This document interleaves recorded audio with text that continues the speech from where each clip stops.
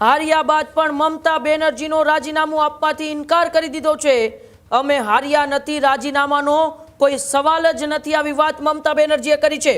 અમે હાર્યા નથી, ચૂંટણી પંચે અમને હરાવ્યા છે। પાર્ટી સદસ્યો સાથે આગળની રણનીતિ હું નક્કી કરીશ, આવી વાત મમતા બેનર્જીએ કરી છે। આખું ઇન્ડિયા બ્લોક મારી સાથે છે, 100 બેઠકો પર મતોની એ લૂંટ થઈ છે, આવો આરોપ પણ મમતા બેનર્જી દ્વારા લગાવવામાં આવ્યો છે।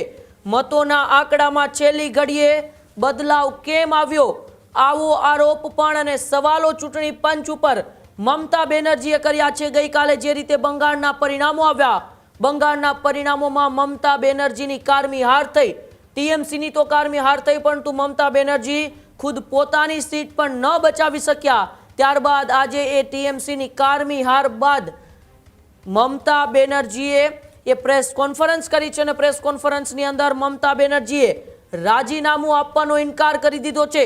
મુખ્યમંત્રી પદેથી મમતા બેનર્જી હાર બાદ પણ રાજીનામું નહીં આપે। હજુ સુધી તમે અમારી ચેનલને સબસ્ક્રાઇબ નથી કરી તો અત્યારે જ ન્યૂઝરૂમ ગુજરાતને સબસ્ક્રાઇબ કરો, ફેસબુક અને ઇન્સ્ટાગ્રામ પર ફોલો કરો।